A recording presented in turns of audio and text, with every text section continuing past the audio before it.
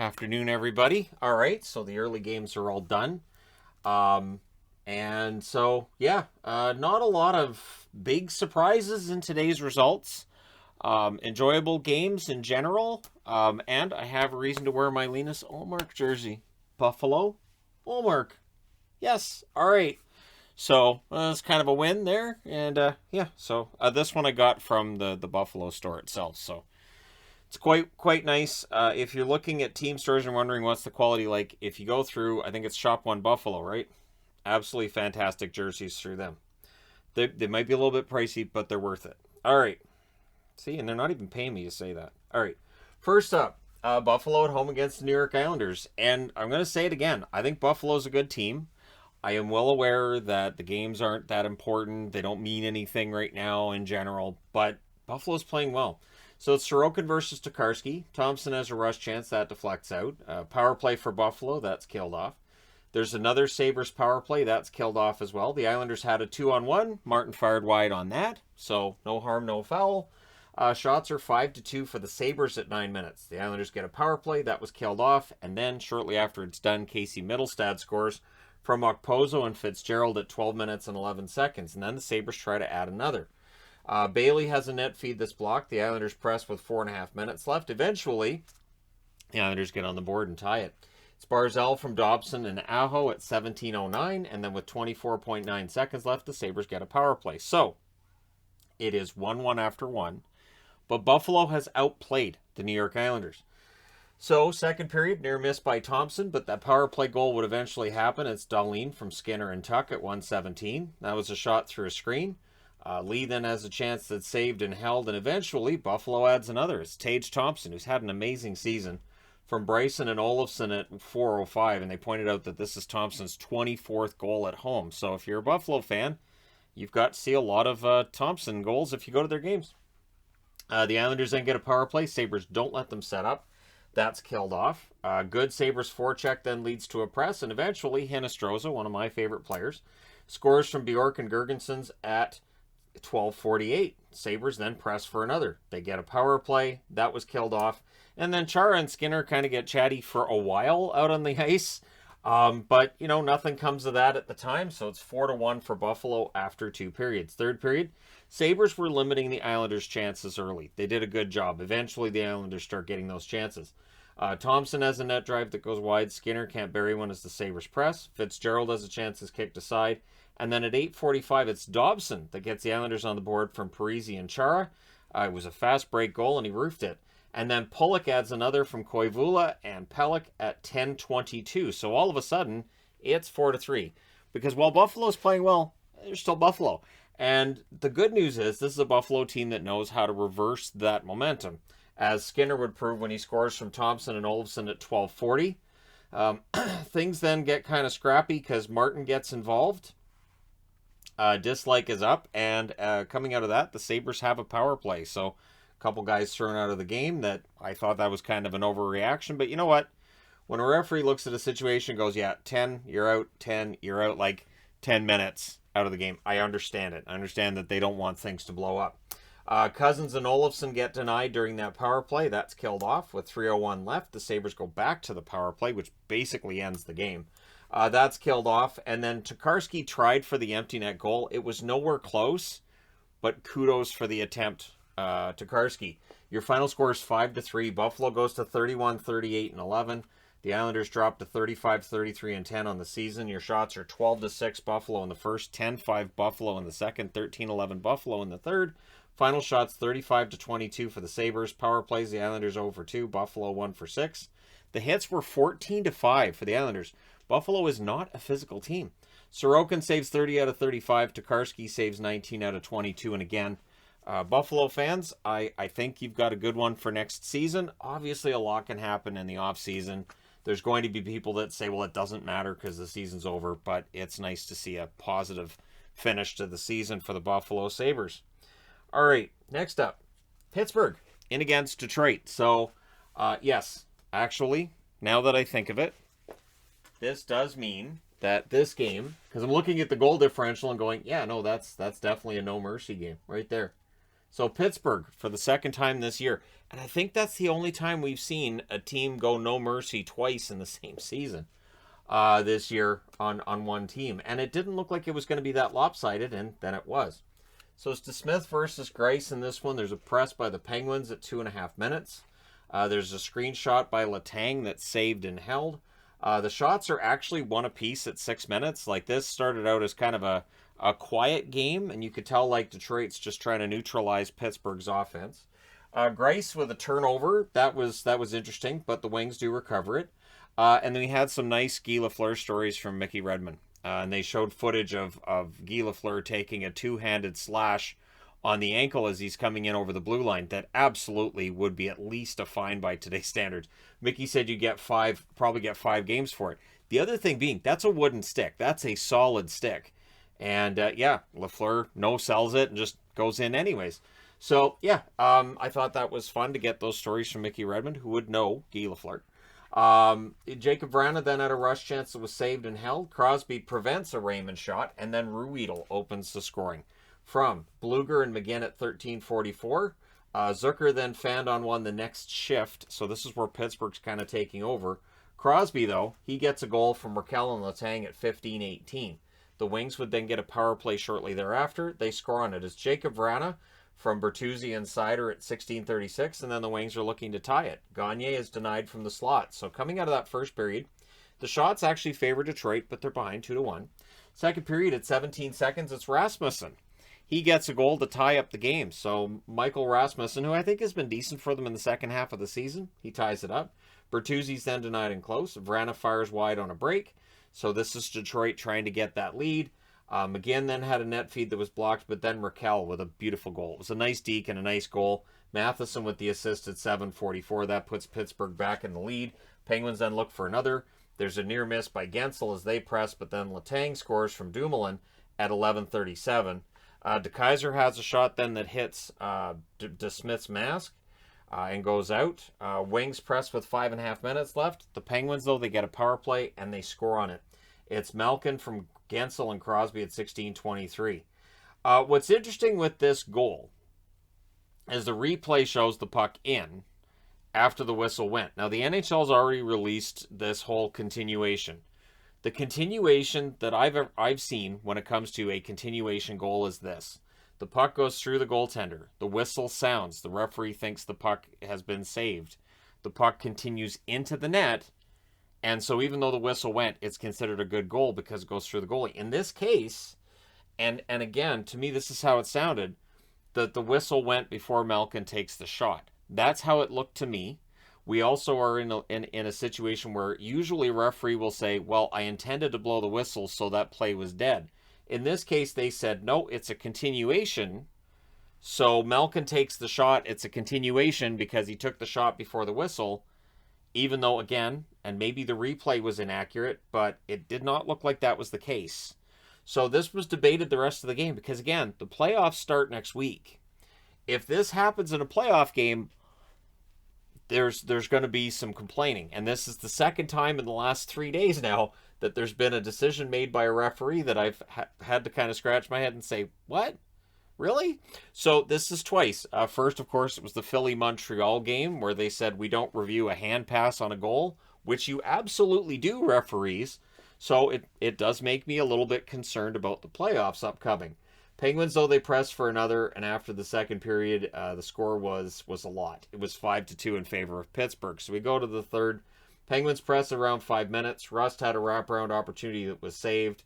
Heinen would add one from Letang and Carter at 5:38. Once it was 5-2, Detroit basically was they just didn't have the spirit for it anymore. There didn't seem to be much pushback. The Wings do get a power play. That's killed off. The shots are 8-2 for the Penguins with 7.5 minutes left. The Penguins press with 4.5 minutes left. And in the final minute, they had a 7th goal, which means this magnet has to be up there. Malkin from Zucker and Ruhwedel at 19:34 makes it 7-2. And because I only had 6 of the word mark magnets made up, I had to use the regular logo, and your final score is 7-2. Pittsburgh goes to 45, 23, and 11 with the win. Detroit 30, 39, and 10 with the loss. They'll be glad not to see Pittsburgh again. They've only got 3 games left anyways. So your shots: 9-7 Detroit in the first, 16-12 Pittsburgh in the second, 15-4 Pittsburgh in the third. Final shots: 38-25 for the Penguins. They go 1-for-1 on the power play. Detroit 1-for-2. The hits: 26-17 Detroit. DeSmith saves 23 out of 25. Grace saves 18 out of 23, and then Nedeljkovic in relief saves 13 out of 15.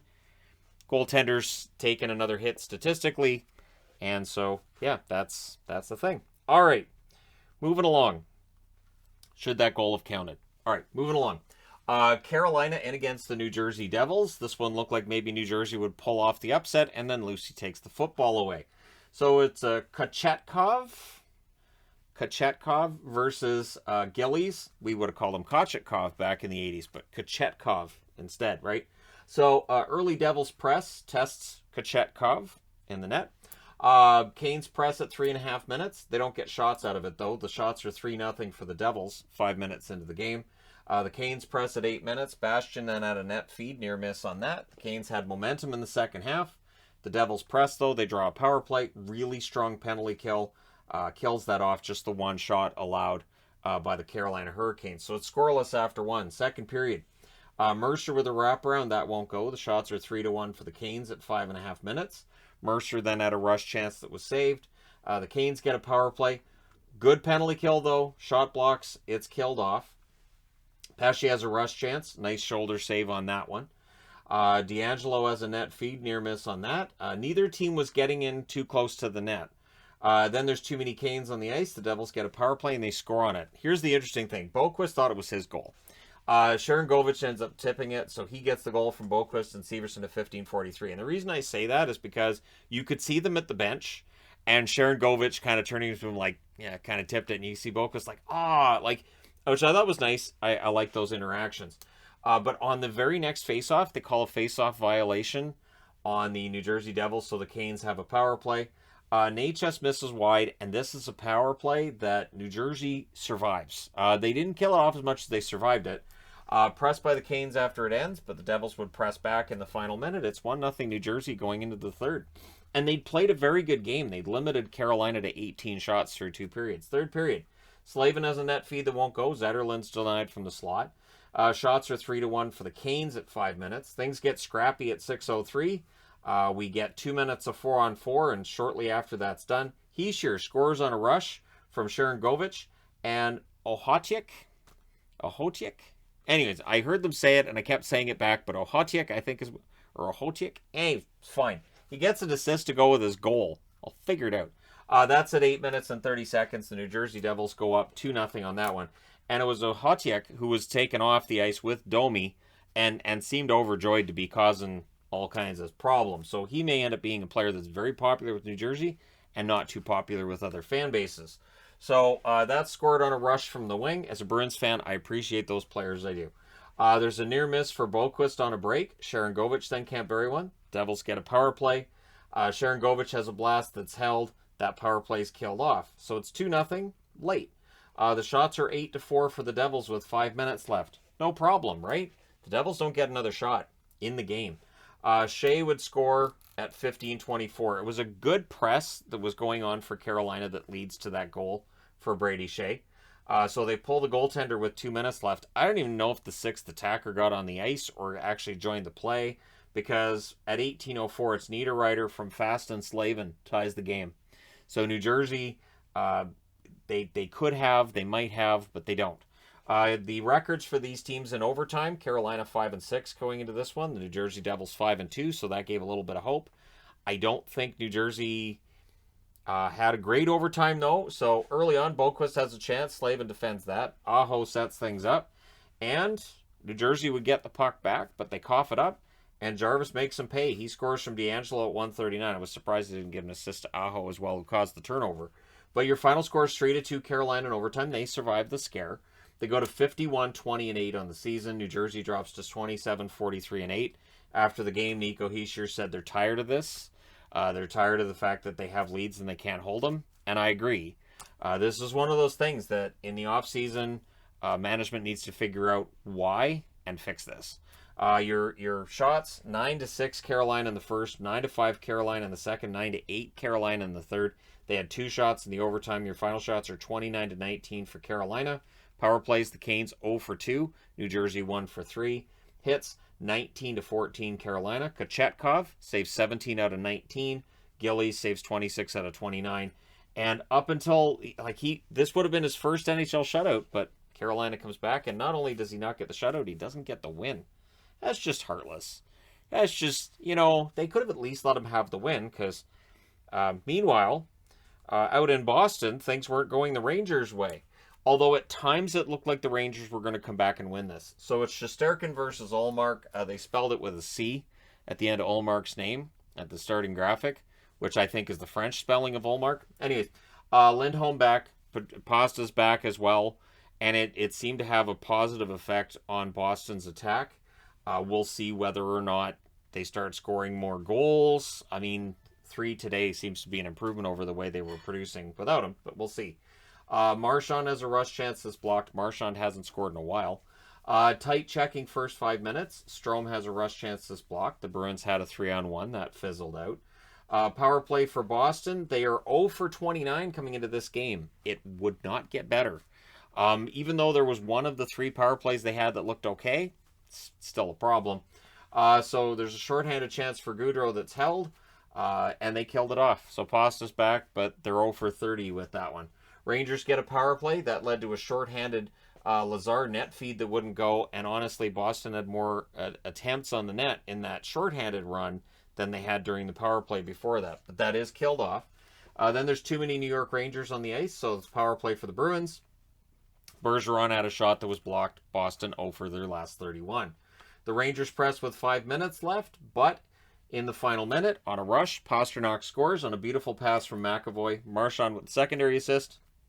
That's at 19:25. Boston's up 1-0 after the first. Second period. Early Rangers press, then they turn the puck over. Hallwood scores 18th of the season from Haula and Pastrnak at 1:07. For Pasta, that's 500 points in his career.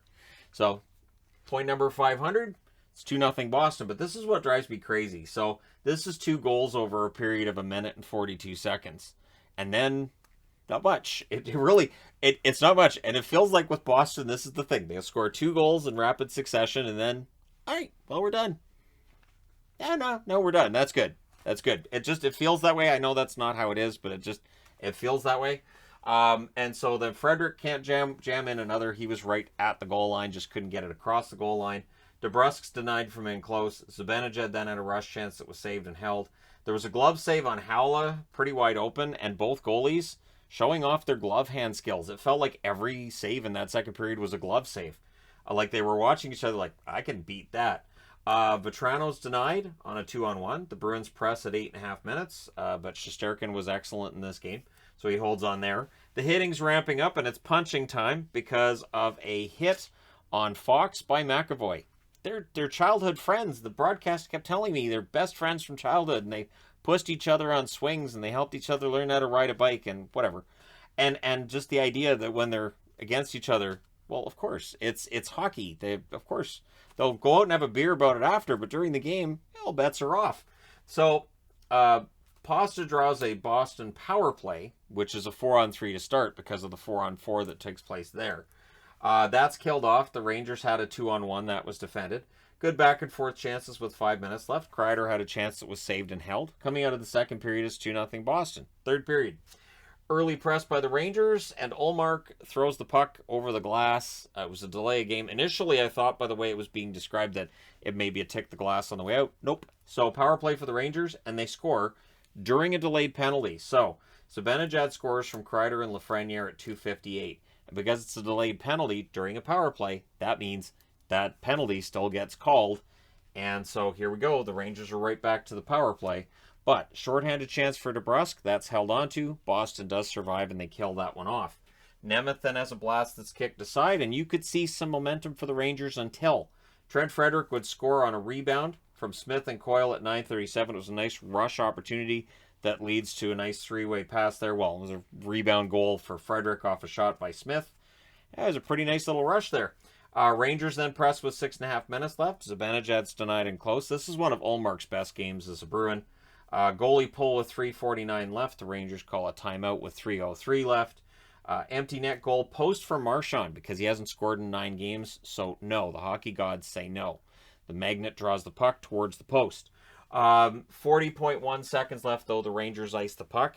And so you have to put Shesterkin back in, and that helps to kill the rest of the game. The Boston Bruins win 3-1.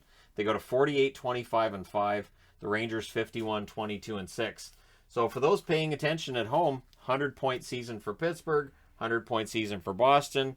Now it's up to Washington to hit 100 points, and that means all 8 teams in the East would have 100 points on the season, and that just shows you. This year, we've had the upper crust in the East. We've had those below the playoff line, and there's so much space between the two. So there you go. Let me know your thoughts in the comments section below regarding any of these games. Don't forget to hit like and subscribe if you're browsing your way through. You just happened upon this video. Thank you guys so much for watching, for all your support. I will talk to you again soon.